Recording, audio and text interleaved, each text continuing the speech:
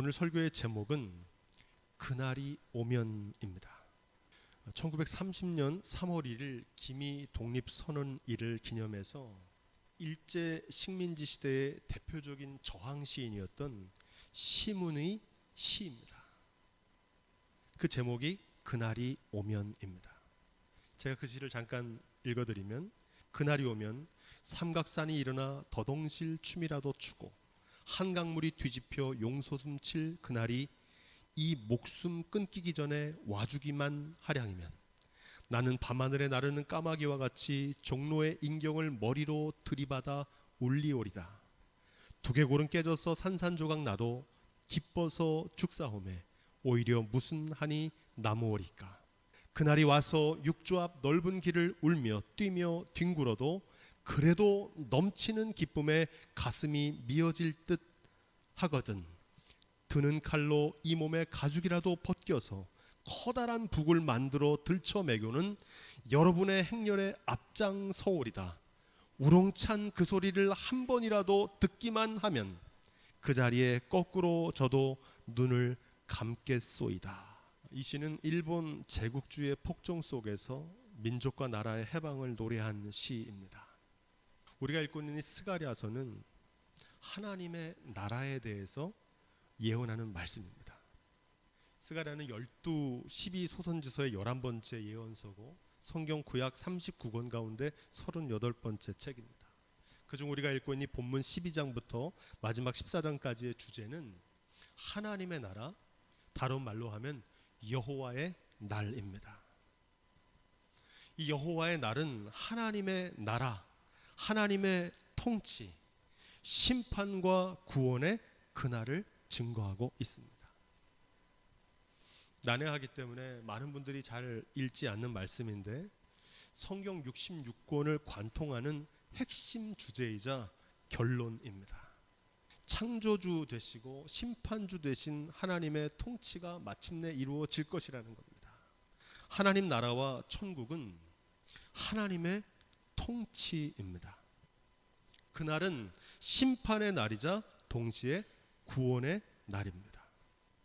여호와의 날, 곧 그날은 하나님 나라, 천국, 심판과 구원, 주의 재림과 종말이라고 하는 많은 성경에 나오는 단어들이 서로 다른 표현이지만 그 뜻은 하나입니다. 하나님의 통치가 이루어질 거라는 겁니다.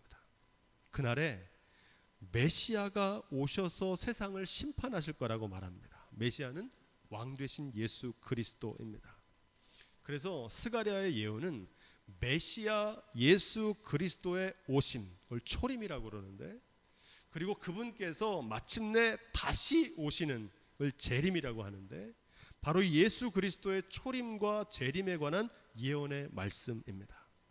한마디로 하나님의 나라는 예수 그리스도께서 초림으로 시작되셨고 예수 그리스도께서 다시 오시는 재림으로 완성되는 줄로 믿습니다. 이 여호와의 날, 일명 그날이라고 하는데, 여러분 영어로 D-Day라는 말 들어보셨죠? 수능 D-Day, 지금 수능까지 D-Day 67일 남았다, D-67 이렇게 표현하면서 많이 쓰는 용어입니다. 이 D-Day란 말은 어떤 계획을 실시할 예정일이란 뜻이고, 군사 용어로 작전 개시일입니다. 큰 변화를 가져올 중요한 날을 의미하는 말입니다. 이 D-Day란 말은 2차 세계대전 노르망디 상륙 작전에서 유래된 단어입니다. 미국과 영국의 연합군의 공격 개시일이 1944년 6월 6일이었는데 그날을 가리켜서 D-Day다 이렇게 부르기 시작했습니다. 그럼 여기서 D라고 하는 단어는 뭐의 약자일까요? 세 가지 설이 있는데, 첫째는 day라는 뜻입니다. 날을 가리킨다는 거고, 둘째는 destination이라고 하는데 목적지란 뜻입니다. 그리고 세 번째는 disembarkation이라고 하는 단어인데 상륙이란 뜻이고 입국이란 뜻입니다. disembarkation이라고 하는 단어, 여러분 낯선 것 같고 어려운 단어지만 많이 들어보셨을 겁니다. 해외여행 갔다가 다른 나라에 들어갈 때 디셈버케이션 카드라고 하는 걸 쓰셨을 때인데 출입국 신고서입니다. 대부분 사람들이 쉬우니까 데이라는 뜻의 디데이라고 생각하는데 사실 엄밀하게 말하면 디셈바케이션이라고 하는 단어가 이 디데이의 약자입니다. 이 의미가 중요합니다. 여기서 말하는 이 디데이라고 하는 단어의 D는 이 세 가지 의미를 모두 담고 있다고 보시면 됩니다. 여호와의 날도 세 가지 의미를 가지고 있습니다. 이 얘기를 하려고 하는 겁니다. 여호와의 날은 인류와 문명이 끝나고 역사와 세상이 끝나는 종말의 날이라는 의미를 가지고 있습니다. 또 다른 의미가 있는데 우리 개인의 인생이 끝나는 죽음의 순간도 의미합니다. 그 날이 온다 할 때, 여호와의 날이 온다 할 때 하나님의 심판대 앞에서는 그 날이 있다는 겁니다. 또 하나 중요한 의미는 삶에서 만나는 위기의 순간입니다. 절망의 날입니다. 사실 이 세 번째가 성경이 말하는 종말의 가장 중요한 메시지입니다. 한마디로 비가 오고 창수가 나는 날입니다. 세상에 믿었던 모든 것이 무너져 내리는 그날을 말합니다. 성경이 말하는 여호와의 날 그날은 세상의 종말, 개인의 죽음, 삶에서 만나는 모든 위기를 의미한다는 사실입니다. 그래서 누가복음 21장 35절에 예수님께서는 그날이 덫과 같이 너희에게 임하리라 이렇게 말씀하시면서 이 날은 온 지구상에 거하는 모든 사람에게 임하리라 이렇게 말씀하십니다. 언제인지 모르고 그 모양은 다르지만 모든 사람이 예외 없이 그날을 경험하게 될 것이라는 겁니다. 스가랴의 예언은 바로 그날에 벌어질 사건을 우리에게 미리 보여주고 있는 겁니다. 그래서 그날을 대비하며 준비하며 사는 지혜를 우리에게 전하고 있습니다.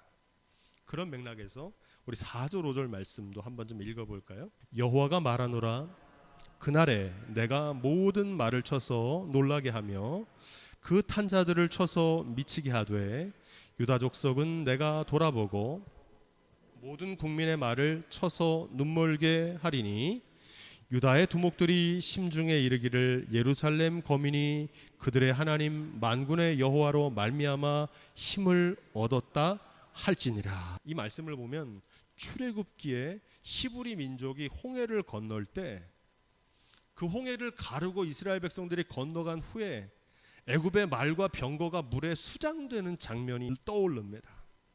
그날에 애굽의 말과 병거는 수장되는 멸망의 날이지만 그 홍해의 기적을 통해서 하나님을 경외하던 이스라엘 백성들에게는 그날이 구원의 날이 된 줄로 믿습니다. 그것을 증거하고 있습니다. 한마디로 심판과 구원의 양면성입니다. 유다 두목들이 심중에 이르기를 예루살렘 거민이 그들의 하나님 만군의 여호와로 말미암아 힘을 얻었다 할지니라 이런 말을 할 거라는 건데 하나님께서 그날 심판과 구원을 행하시는 목적은 하나님의 영광을 나타내기 위한 것이라는 겁니다. 그래서 세상의 종말의 날, 죽음의 순간, 절망의 날에도 두려워하지 말라는 말씀입니다. 여호와의 날은 사도신경에서 고백하는 대로 십자가에 못 박혀 죽으신 예수님께서 장사한 지 사흘 만에 죽은 자 가운데서 살아나시고 하늘에 오르사 하나님의 우편에 앉아 계시다가 우리 따라 해볼까요? 저리로서 산자와 죽은 자를 심판하러 오시리라. 아멘. 이 사도신경은 모든 기독교인들의 고백이거든요. 바로 그날을 말합니다. 주님이 다시 심판하러 오시는 그날. 그날에 믿지 않는 사람들에게는 세상에 믿던 모든 것이 무너지는 심판의 날이지만 믿음의 사람들에게는 그날이 구원의 날이 될 것이라는 겁니다. 요한계시록에 따르면 그날은 하늘과 땅이 무너지는 날이기도 하지만 새 하늘과 새 땅이 열리는 날이라는 겁니다. 우리 개인의 삶에서는 죽음의 순간이 이 땅에서는 눈을 감고 세상의 육신의 장막이 무너지는 날이지만 영원하신 아버지 품에서 눈을 뜨는 영생이 시작되는 날인 줄로 믿습니다. 무엇보다 그날은 삶에서 만나는 위기와 절망의 순간 비가 오고 창수가 나는 날인데, 그날에 모래 위에 지은 집은 무너짐이 심하겠지만 말씀대로 준행하며 살았던 사람들에게는 반석 위에 지은 집처럼 그 공력이 드러나는 영광의 날이 될 거라는 겁니다. 그날은 두려운 날이 아니고 마치 D-Day처럼 수능 시험일을 준비하는 학생들이 D-67일을 준비하는 것처럼, 공무원 시험을 준비하는 사람 공시생이 약 50만 명 가까이 된다 그래 우리나라에. 그들이 그날을 대비하면서 준비하는 것처럼 그날을 준비하며 오늘을 살아가는 삶에 초점이 맞춰 있다는 겁니다. 그날이 안 오고 먼 것처럼 방심하며 사는 사람들에게 경고하고 있는 겁니다. 그날에 벌어질 모습을 하나 더 묵상해 보면 6절부터 9절 말씀인데, 그날에 내가 유다 두목들로 나무 가운데 화로 같게 하리니 그들이 그 좌우에 예워싼 모든 국민을 살을 것이요, 그날에 여호와가 예루살렘 거민을 보호하리니 그 중에 악한 자가 그날에는 다윗 같겠고 그 다윗의 족속은 하나님 같고 무리 앞에 있는 여호와의 사자 같을 것이라. 예루살렘을 치러 오는 열국을 그날에 내가 멸하기를 힘쓰리라. 아멘. 성경을 많이 오래 읽다 보면 어떤 구절을 읽을 때 떠오르는 장면이 있습니다.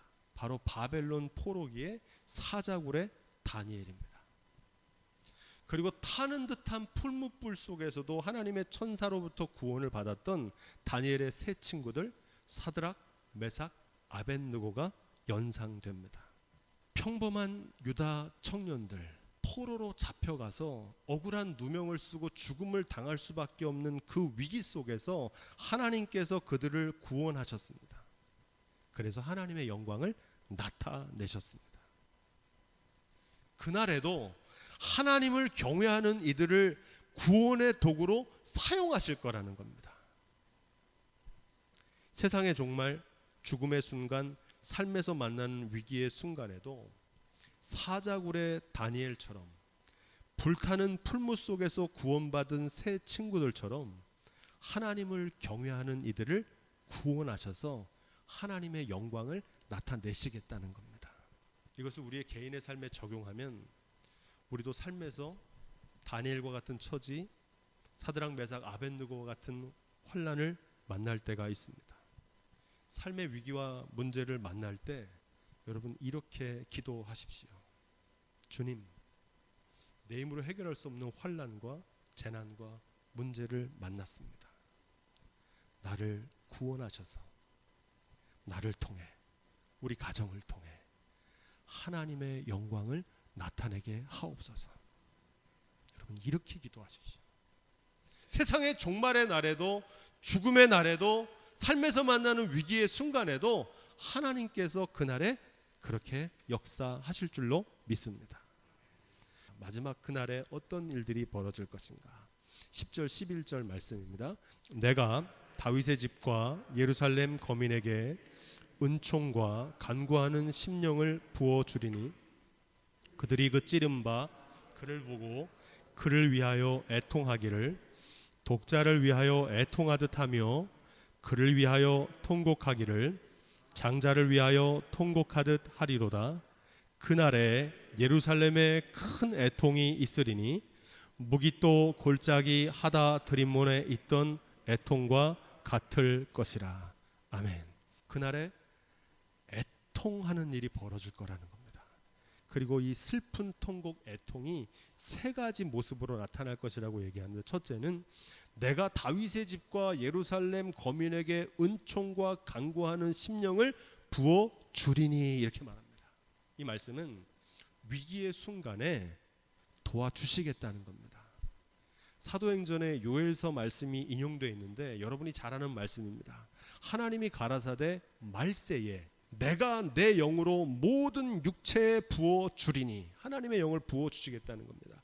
그러면서 그 결론이 어떻게 되느냐? 누구든지 주의 이름을 부르는 자는 구원을 얻으리라. 아멘. 종말의 순간, 죽음의 순간, 위기의 순간 주님의 이름을 부르라는 겁니다. 그럼 구원하시겠다는 겁니다. 위기의 순간 주님의 이름을 부르는 게 쉬울 것 같지만 쉽지 않습니다. 왜냐하면 사람은 위기의 순간에 자기가 의지하고 신뢰하는 대상을 부르기 때문입니다. 돈을 의지하는 사람은 돈을 부르고 사람을 의지하는 사람은 사람을 부릅니다. 하나님을 경외하는 믿음의 사람은 주의 이름을 부릅니다. 그 믿음이 저와 여러분 가운데 있기를 주님으로 부탁을 드립니다. 둘째로 이 말씀은 그들이 찌른 바 그를 바라보고 그를 위하여 애통하게 될 것이다 이렇게 말합니다. 마지막 날 주님께서 우리에게 부어주시는 영은 회개의 영입니다. 마지막 날에 예수 그리스도를 십자가에 매달아 죽인 자신들의 죄악을 깨닫고 뉘우치는 회개의 통곡이 넘쳐나게 될 거라는 겁니다. 여러분, 그날에 우리가 드려야 될 기도는 이 기도입니다. 한번 따라해 보겠습니다. 주님, 이 죄인을 불쌍히 여겨 주옵소서. 이 기도를 기억하십시오. 이게 마지막 순간 절망의 위기의 상황 속에 세상이 끝나는 날에도 우리가 주님 앞에 드려야 될 마땅한 회개의 기도입니다. 세 번째로 이 말씀은 무기또에서 전사한 요시야 왕의 죽음과 같은 눈물을 흘릴 거라 이렇게 말하는데, 이 요시야 왕은 남유다의 마지막 희망이었습니다. 요시야 왕이 죽은 후에 그 나라는 거의 끝났어요. 그 다음 왕자들 시대에서 대가 이어졌지만 결국 망하고 말았거든요. 이스라엘의 남유다의 마지막 희망이 끝난 것 같은 절망의 통곡을 말합니다. 한마디로 믿었던 희망이 모두 사라져버린 깊은 절망의 순간입니다. 우리도 세상에 의지하고 믿었던 모든 것이 끝나는 날을 경험하게 됩니다. 물질과 건강. 많은 사람들이 제가 이렇게 보니까 사람을 의지하더라고요. 요시야를 의지하는 것처럼 부모와 자녀, 남편과 아내, 내가 믿고 따랐던 그 모든 사람들이 의지할 수 없는 그날이 온다는 겁니다. 그 모든 것이 무너지는 그날을 반드시 맞이하게 된다는 겁니다. 바라기는 너무 늦기 전에 아직 기회가 있을 때 그날이 있다는 사실을 빨리 깨닫고 살아가는 지혜가 있기를 주님으로 부탁을 드립니다. 스가랴는 그 얘기를 하고 있는 겁니다. 마지막으로 12절 14절 말씀입니다. 그날에 어떤 일이 벌어지느냐. 12절 14절 우리 쭉 읽어보겠습니다. 시작. 온 땅 각 족속이 따로 애통하되 다윗의 족속이 따로 하고 그 아내들이 따로 하며 나단의 족속이 따로 하고 그 아내들이 따로 하며 레위의 족속이 따로 하고 그 아내들이 따로 하며 시므의 족속이 따로 하고 그 아내들이 따로 하며 모든 남은 족속도 각기 따로 하고 그 아내들이 따로 하리라. 아멘. 믿든지 안 믿든지 그날은 옵니다. 우리 개인의 삶의 죽음의 순간이 더디 올 것 같고 안 올 거라고 생각하지만 그날이 오는 것처럼 주님께서 다시 오는 날, 세상을 심판하시는 그날 오게 될 줄로 믿습니다. 우리도 하나님의 심판대 앞에 서는 날이 와요. 반드시. 그날 온 땅 각 족속이 따로 애통하게 될 거라는 겁니다.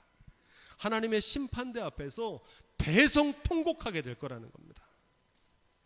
그런데 따로 하며 따로 하리라 하는 말씀이 계속해서 거듭 반복됩니다. 따로 하다는 말은 둘로 구별된다는 뜻입니다. 서로 다르다는 말입니다. 그날에 모든 사람이 애통하면서 눈물을 흘리는데 눈물의 차원이 다르다는 겁니다.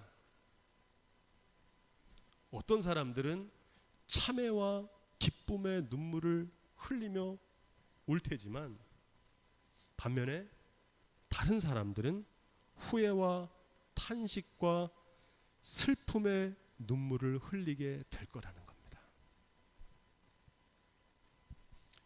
우리가 묵상했던 사무엘 하에서 압살롬에게 의해서 빼앗겼던 다윗의 나라가 회복되는 장면이 나옵니다. 그날에 다윗의 추종자들이었던 나단과 후세, 레위 가문의 제사장 사독과 아비아달은 감격과 기쁨의 눈물을 흘립니다. 드디어 다윗 왕이 돌아오고 하나님의 통치가 회복되는 날이니까. 반면에 다윗 왕의 통치에 반역하고 그를 거역했던 사울의 가문이자 베냐민 지파의 시므이를 비롯한 압살롬의 추종자들이었던 다른 모든 지파들은 그날이 피눈물을 흘리는 날이 되었습니다. 우리 사진 한 장 보실까요? 2016년 우리 교회 예배당 봉헌식의 한 장면인데 그날 참 많이 울었어요. 저도 많이 울었고 저 사진을 찍는 기자분도 울었고 그날 참석했던 많은 분들도 우셨어요. 예배당 봉헌식에서 감격의 눈물을 흘린 것처럼 하나님의 심판대 앞에 서는 그날에도 우리가 눈물 흘리게 될 줄로 믿습니다. 저 눈물은 어떤 눈물입니까? 감사와 감격과 기쁨의 눈물이었습니다. 그 눈물을 흘릴 수 있기를 주님의 이름으로 부탁을 드립니다. 그날에 착하고 충성된 종은 감격의 눈물을 흘리겠지만 악하고 게으른 종은 슬피 울며 이를 갈 것이라고 성경은 말합니다. 그 자리에 참여하지도 못해요.